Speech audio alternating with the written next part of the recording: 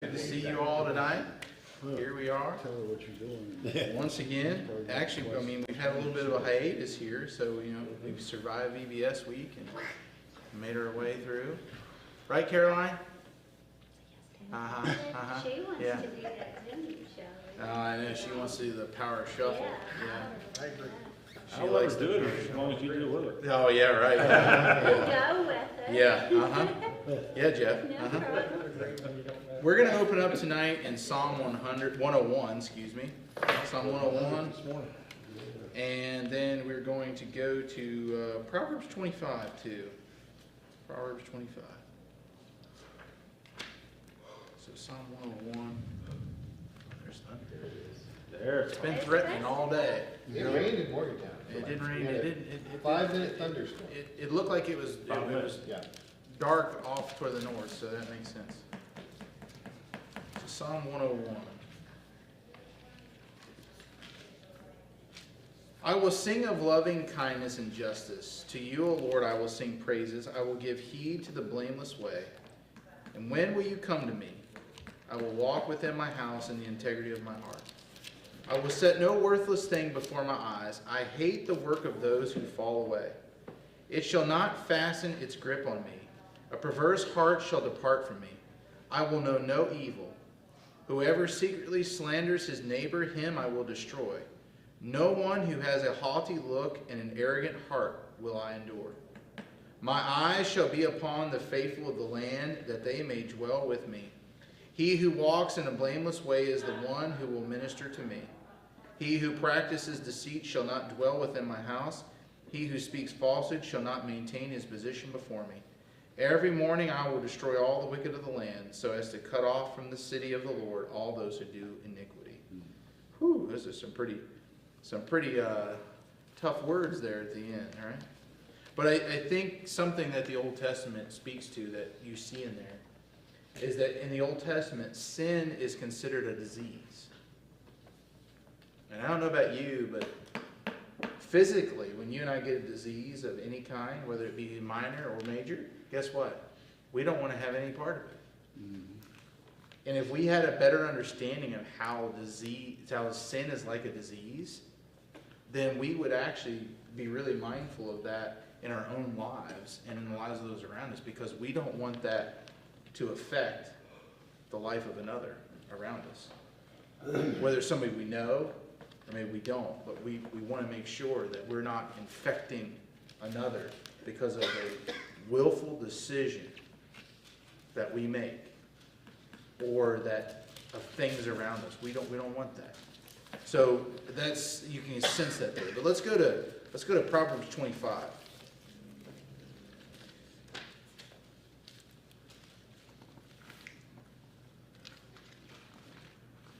Proverbs 25 says this: These also are Proverbs of Solomon, which the men of Hezekiah, king of Judah, transcribed. It is the glory of God to conceal a matter, but the glory of kings is to search out a matter.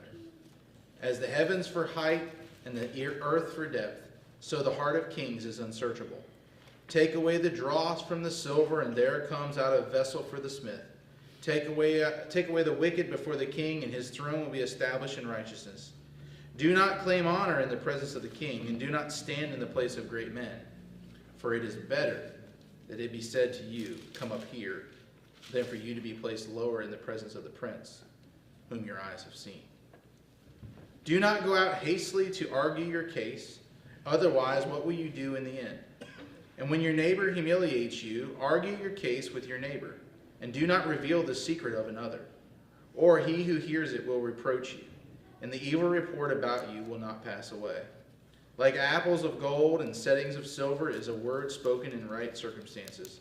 Like an earring of gold and an ornament of fine gold is a wise reprover to a listening ear.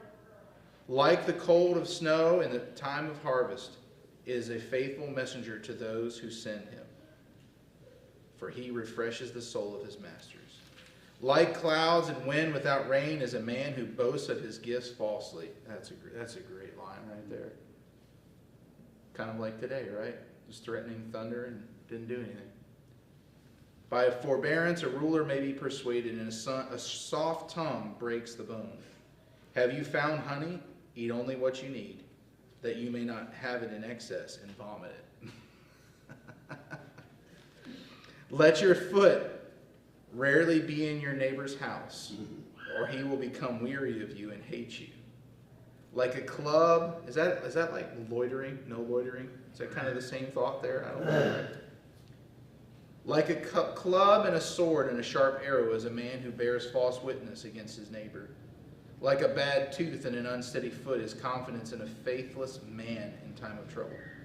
Like one who takes off a garment on a cold day, or like vinegar on soda, is he who sings songs to a troubled heart.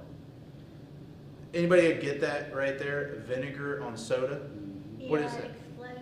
Yeah, put vinegar and baking soda together and it all causes a fizz, right? Yeah, You got a sink that's stopped up? that's right. Yeah. Yep. Can you repeat that again? Because mine says vinegar on a wound. Yeah, this is or like vinegar on soda. Mine says But vinegar on a wound hurts too, Yeah. But it- right? I mean, that's going to burn a little bit. New King James Version says vinegar on soda. On vinegar on soda, there you go. What are you reading out of, Colin? NIV. NIV? Well, my NIV says vinegar on soda too. There you go. You must be Yeah, reading out of there's one that the sings songs later to a later heart. version, right? Could that be like vinegar, like something, that we use vinegar for so much, for Yeah. cleaning and. This would be in the sense of cleaning, yes, yes. Because you see like it's saying there's a reaction that's going to happen. Like if you take your garment off on a cold day, guess what? You're going to be cold. If your enemy is hungry, give him food to eat, and if he is thirsty, give him water to drink. That sounds familiar. Yes, it does, doesn't it? It does. For he will heap burning coals on his head. Even more so. Ah, yes. Yeah, I feel like the Apostle Paul, he plagiarized here. No. And the Lord will reward you. The north wind brings forth rain and a backbiting tongue and angry countenance. It is better to live in a corner of the roof than in a house shared with a contentious woman. Uh-oh. By the way, I think we can fill this in. We can actually put man or woman in this, right? Can we say that? Yeah, we can, Ron. Listen to what the message says. Oh, this ought to be It good. says, better to live alone in a tumble-down shack than share a mansion with a nagging spouse. Ooh. At least it said spouse there. Yeah, there you go. But they didn't, it's not gender specific. Yeah.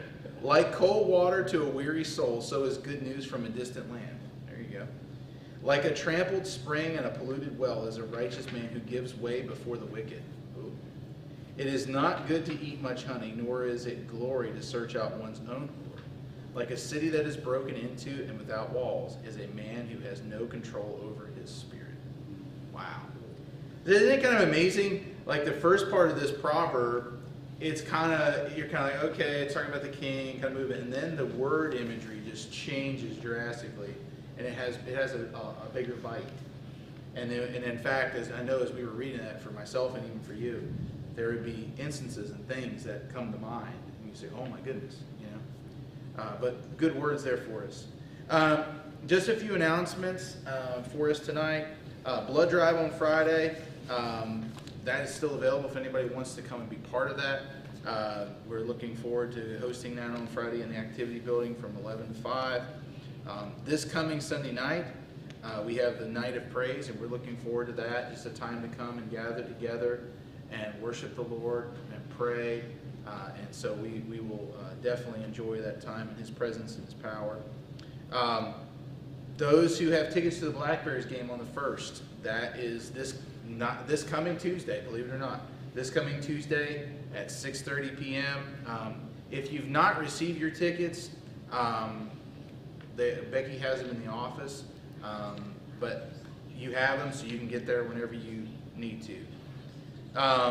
Men's Bible study, it's got 2 sessions left? Yeah, the 3rd and the 10th. 3rd and the 10th. So not meeting tomorrow night, but then the final 2, the 3rd and the 10th.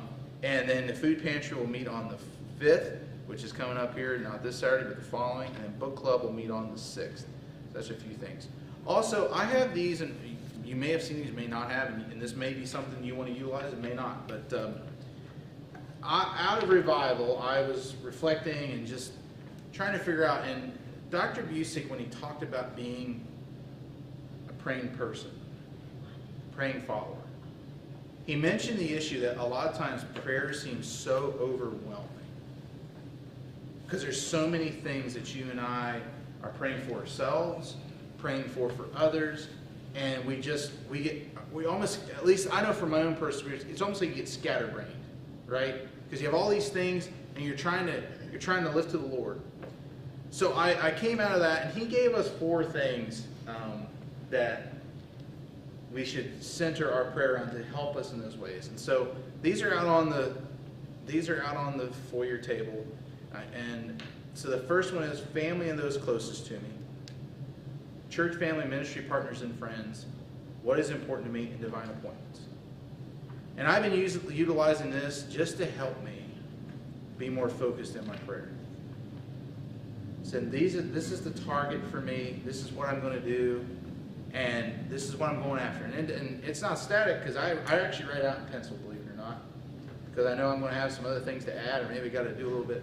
But if this is helpful to you, these are out on the foyer table. In fact, if anybody wants this one, you can have it. Anybody want this one? Maybe go on once. There you go. There are more out there. But it's just a way to be very pointed in prayer, and just to have a good reminder, you know. It's kind of like having that store list. You go into the store and you have no clue where you're going sometimes if you don't have a list. This is just giving us a way forward and saying, these are things that I'm lifting to the Lord, that I'm going to remember for the Lord. And you know what? Some of those things will remain on that list for some time. Weeks, months, maybe even years. But other times, some of those things, they'll be gone. They'll be answered, and we move on. So I just want to commend that to you. I haven't had a chance to speak to that for a couple weeks. But they're out there on the table, and we'll replenish them as they go. Also, on the back table, there are 2 books out there. Anatomy of a Revived Church, that's free for anybody who wants to read it.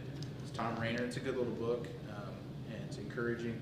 Also, there's stickers out there that have scripture on them. We've been putting those out there intentionally, and those are just out there. If it's a scripture that you want to grab hold of and put it on a book or something that you have, just to be a great reminder to you to seek the Lord in His Word and trust the Lord, grab one.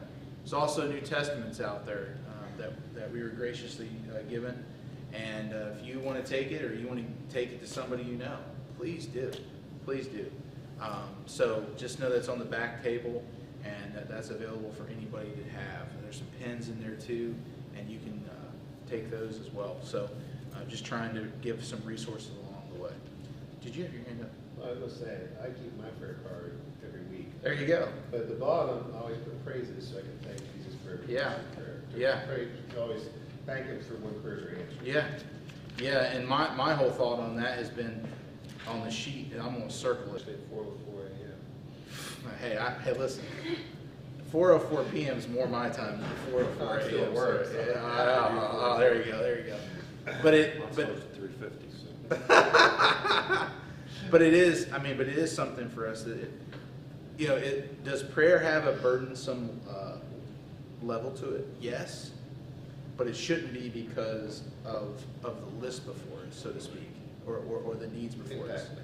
It should be a burden because we know that we're coming to bat, so to speak, for what the Lord wants and to have it that way. So, yeah. Well, hey, we're going to move into Matthew 25, and we're going to be in 25. I don't know if we'll get through all of Matthew 25, but one of the things I want to share with you is, so we'll be in Matthew 25 tonight, and we may come back to it if we need filler time, but beginning next Wednesday,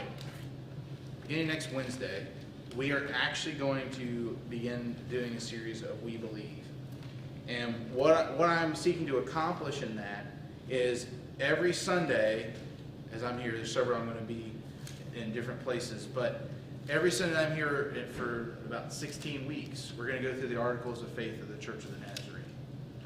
And I'm going to share with you out of those, and I'm going to preach a message centered around that from a text of Scripture. But then the following week, what I'm going to do is come together with you, and we're going to discuss that. We're going to discuss that article of faith, and we'll have conversation over different passages, different ideas, the statement in the manual, just so that we can kind of understand that in a better way together. And I look forward to the dialogue, I really do. Because we can come back and even talk about the passage from Sunday morning. Like this Sunday ahead, I'm going to be preaching out of Genesis chapter 1, 26 through 31. And that's where it talks about, let us make man in our image. And Article 1 is actually the triune God.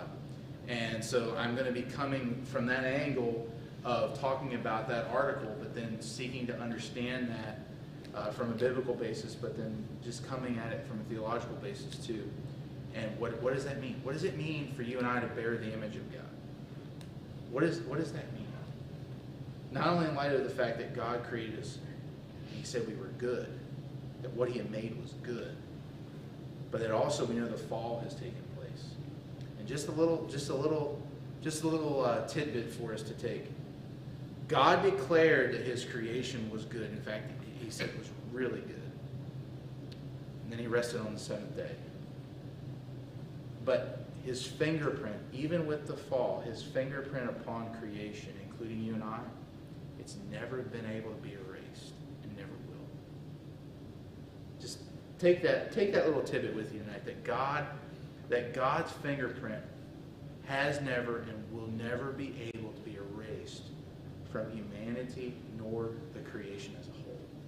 No matter how destructive, no matter how bad sin has been upon us, and within us and around us, God's fingerprint's still upon us.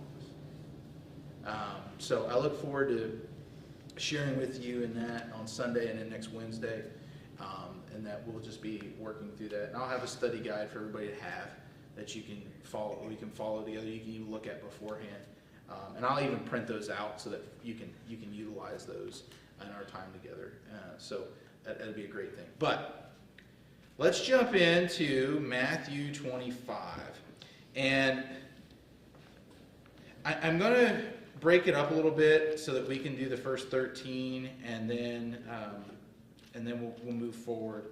But I have to say from the outset that Matthew 25, if I'm looking at the Gospel of Matthew, kind of from a larger scope, Matthew 25, it rivals the Sermon on the Mount in certain ways. It really does.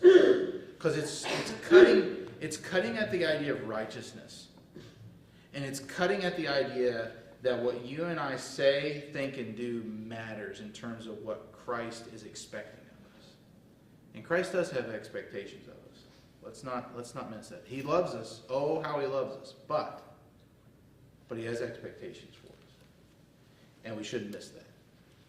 And especially for those of us who have received salvation, who are seeking after Him, there are expectations. There are ways and means and life to be lived in and through Him that we need to be following. And we see that in these words. So, Matthew 25, 1 through 13. Then the kingdom of heaven will be comparable to 10 virgins who took their lamps and went out to meet the bridegroom. And 5 of them were foolish, 5 were prudent. For when the foolish took their lamps, they took no oil with them. But the prudent took oil in flask along with their lamps. And now while the bridegroom was delaying, they all got drowsy and began to sleep. But at midnight there was a shout, "Behold, the bridegroom, come out and meet him." Then all those virgins rose and trimmed their lamps. And the foolish said to the prudent, "Give us some of your oil, for our lamps are going out." But the prudent answered, "No, there will not be enough for us and you too. Go instead to the dealers and buy some for yourselves." And while they were going away to make the purchase, the bridegroom came, and those who were ready went in with him to the wedding feast, and the door was shut. Later the other virgins also came, saying, "Lord, Lord, open up for us." But he answered, "Truly I say to you, I do not know you. Be on alert then, for you do not know the day nor the hour." Wow. So,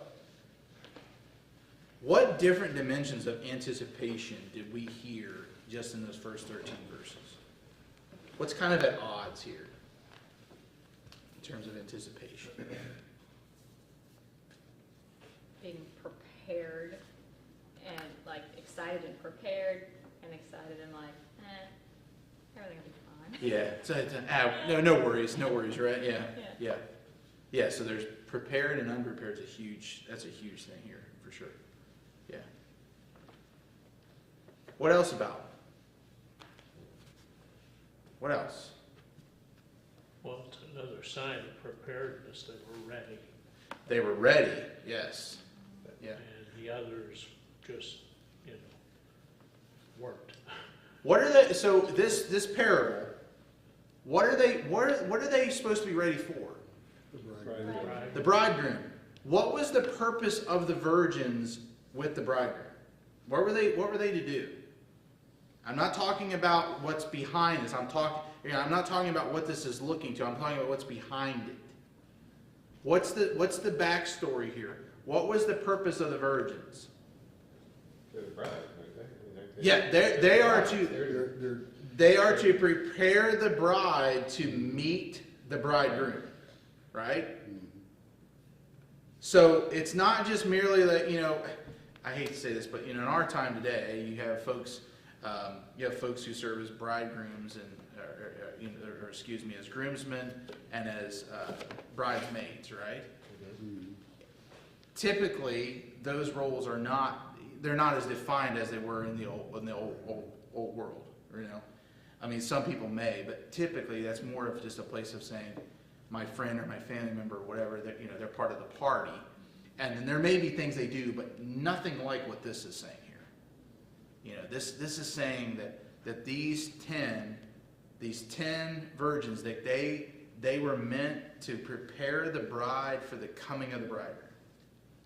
So they were helping do various things.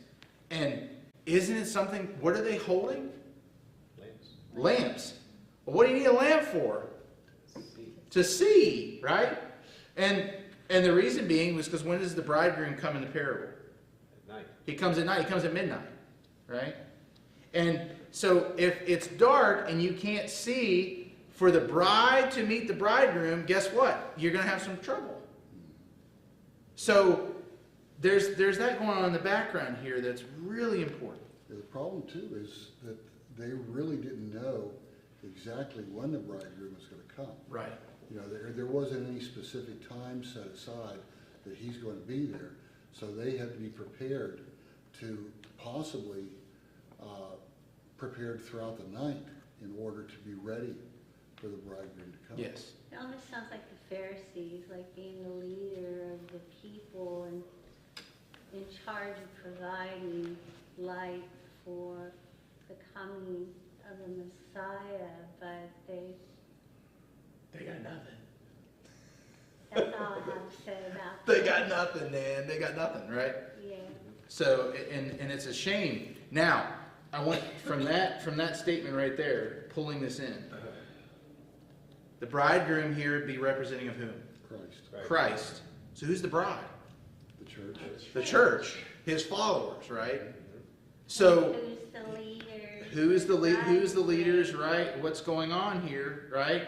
So I think this is Jesus kind of giving an idea. This is not merely people outside.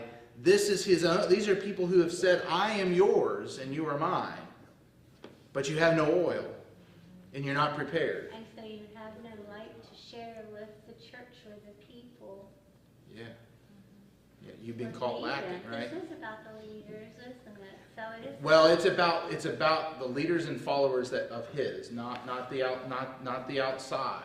The Pharisees were supposed to be. Yes, but remember, what does Jesus say in the Sermon on the Mount? If your righteousness does not exceed that of the Pharisees, I'm Yeah. paraphrasing, They're like whitewashed tombs. then you're doomed. Yeah. Yeah. So So that's what you mean, like they weren't really his. they're not really his. That's because he's getting at these are persons who follow him, or who say they do. Because the unpreparedness actually speaks of something further than just merely that they weren't prepared. Right? Isn't it interesting that the five who do have the oil, who are prepared, what's their response? No, No. You because they're can't take expecting to be away our taken light. care of. Yeah, get your own. That's pretty much it is. Yeah. Going down the street to the store. That's what it says. Yeah. Right? If you take the oil that we have, then you'll possibility of life. Why would why would Jesus give that image? Why would he give the image of the 5 who were prepared saying, get your own? Why is that such an imagery? Because, we might say, well, boy, that's pretty cutthroat. That's pretty mean, that you wouldn't share. There's no compassion. These women aren't compassionate. What's the deal here? I don't know if this is the point you're trying to make, but to me, it's too late. Yeah. There's nothing, we can't help you now at this point. We're at a point where we're going in, and you're not ready. There's nothing you can do. Nothing you can do? Yeah. Yeah. I look at these women had a job to do. They were coming to a party, and the 5 bridesmaids were coming to do their job so the party can go forward.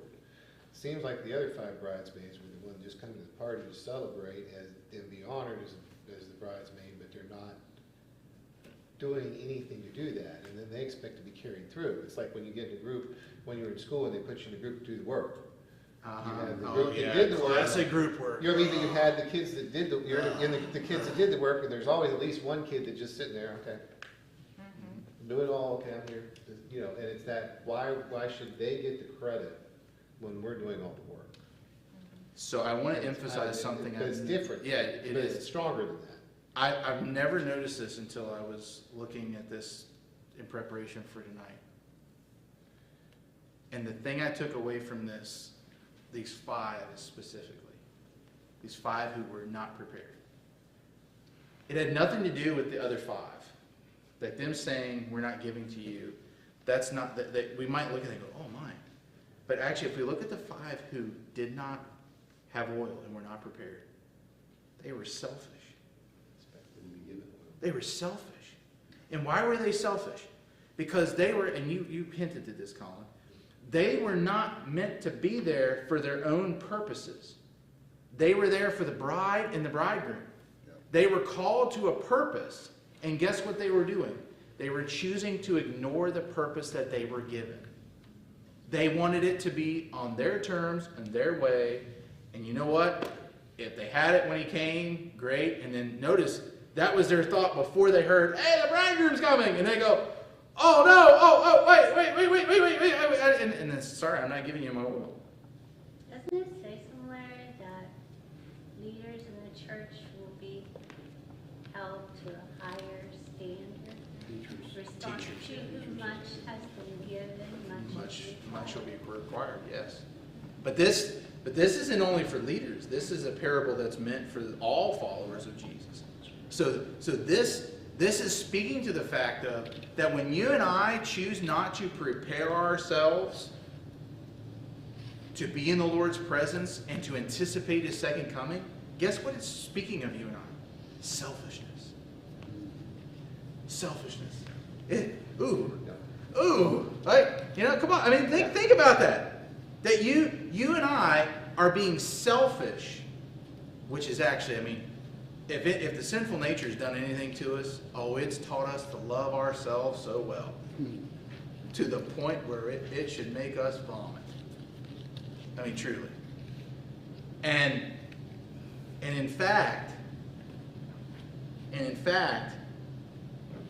there will be many, and you hear this here at the end, that they're like, oh, let us in. Why? What is your purpose for being there? Because they didn't have the purpose in the right place at the beginning anyway.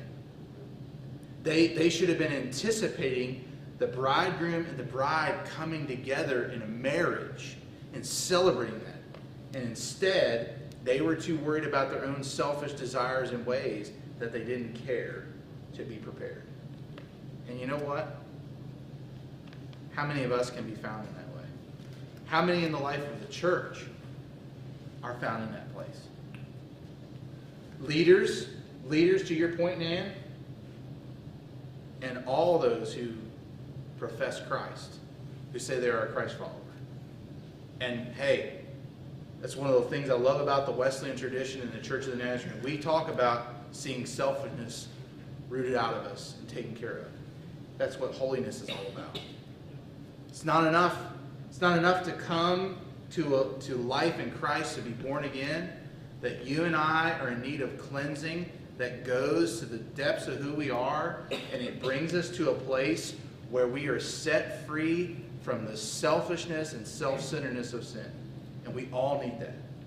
All of us. I've never been a member anywhere else, but I've been involved in several churches of other denominations. And one of the things that drew me back to this was the holiness tradition, the fact that a lot of the churches talked about salvation, but it was more like an insurance policy. It was more like, going to get me in heaven. But that's sort of hinted at for the ladies here, you know. Yeah. Actually, does it remind you of any other biblical narrative when the ladies are outside? Anybody? Dick? What this brought to mind too was the passage of scripture. Even people today, over and over again, will say, "Well, you know, we have heard over and over again that Jesus is going to come back, and he hasn't come back yet." That's And- exactly what I'm thinking. Yeah. I think about when he ascended into heaven, and he said he would be coming back, and, you know, he would leave the Holy Spirit. Now, it's just, well, I was reading a novel, actually. It's discussing the new church, the new believers in Christ, and it's talking about the persecution that they faced and experienced, some of them with loved ones who were brutally murdered, and you know, how they still persevered and kept going. So some of that, I think, could be like, when is Jesus coming back? I mean, 2,000 years later, or it is 2,000 years. isn't Oh, it? yeah. Okay. And, you know, it kind of gave us a feeling of this, you know, these people, and they're like, are you coming back today? Well, the early church believed that. They were very much. Dick, anything you wanted to add? No, that's. Hey, Doug, But I think the early church, you know, the prayer in Revelation is "Come, Lord, come." That's the Maranatha prayer, right? Right. That's a prayer of anticipation. That's not thinking, oh, it's going to be years down the line. It's a prayer of saying, Jesus, you're coming tomorrow. A.W. Tozer preached heavily on the blessed hope. Uh-huh. And he talked about how we shouldn't judge too harshly those who pulled dates and got it wrong and so forth. We shouldn't judge them so harshly because at least they had Their eyes set on they had their eye focused on it, whether they were right with a date or not. Yeah. Looking there at the end in verse 12, but then verse 11 before that. Does that bring up a biblical narrative or a story from somewhere in the Bible? Yeah, I said they knew you not. Yeah, but I'm thinking Old Testament. Does that remind you of anything? Or they're not, Lord, Lord, open up for us. Does that remind you of anything in the Old Testament? Noah and the ark. Noah and the ark. Oh, yeah, okay. Think about this. There was constant time to be prepared. Noah built an ark. It wasn't like he built an ark in 2 days, and it wasn't 2 months, and it wasn't 2 years. It was like 100 years. And people kept ridiculing him. They kept, and we're not told that fully, but you can imagine, you're building an ark. Man, we're not even in a floodplain. What's the matter with you? Never had rain. Never had rain, right? So they had no idea what that was. And so being constantly ridiculed. But then when the rains came, Let us in. let us in, let us in, let us in. And they weren't allowed in. And you get that same thing here. But look at what Jesus says in 13. Be on the alert then, for you do not know the day nor the hour. And so often we worry about that. That's what we focus on. But that's not, we don't know the day or the hour. He doesn't even. Yeah, the Father will call it, right?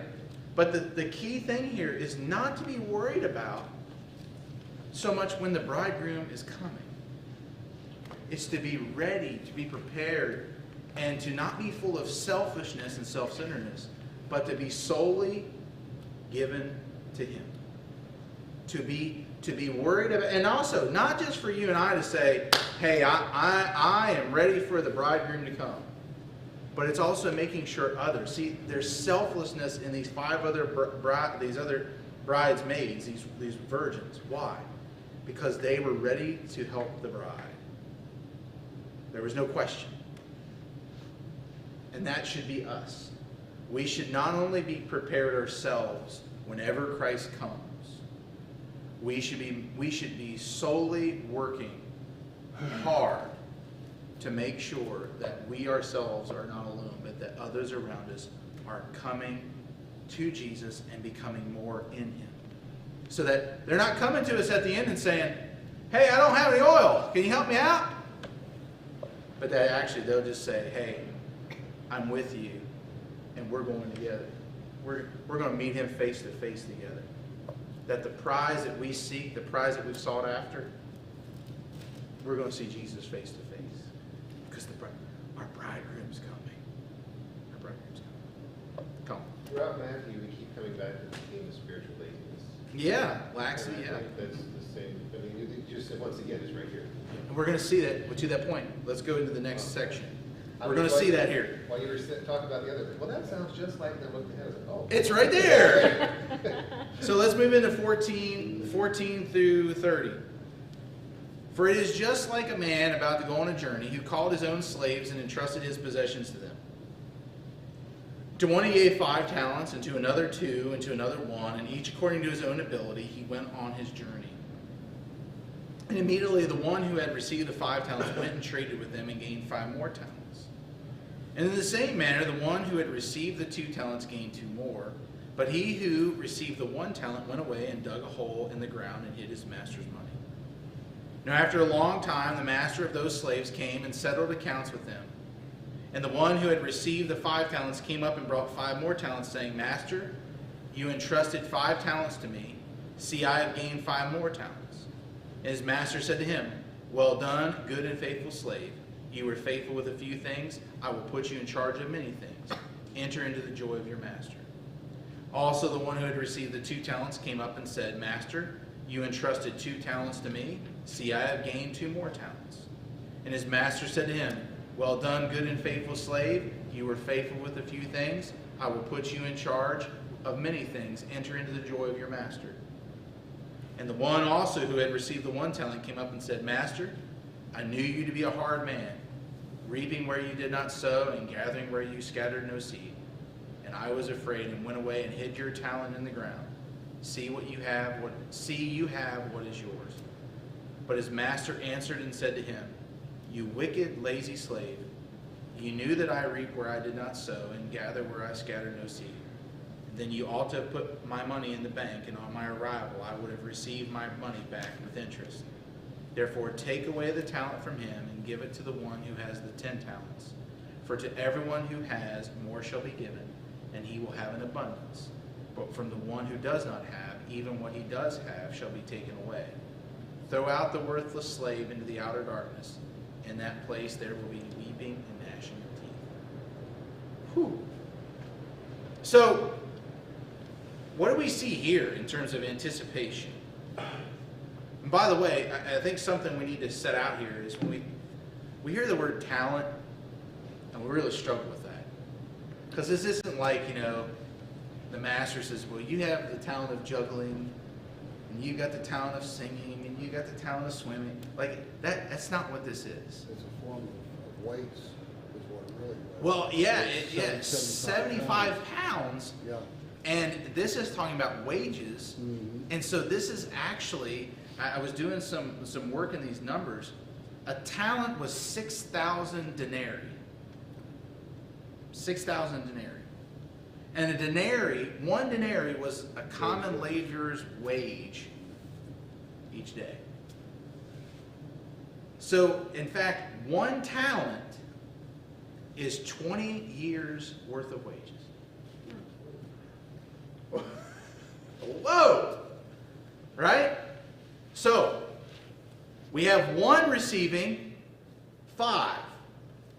So that means he got 30,000 denarii, and 100 years worth of wages. Boy, he'd probably be like, man, alive, I've hit the big time, right?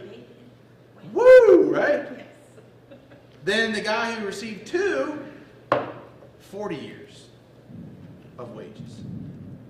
And then the 1, he got 20. So, I mean, the 5 is better than the 1, but I mean, right, Jeff? I mean, that's still, think about this. If you were in that time and someone gave you that 75 pounds worth of money, really?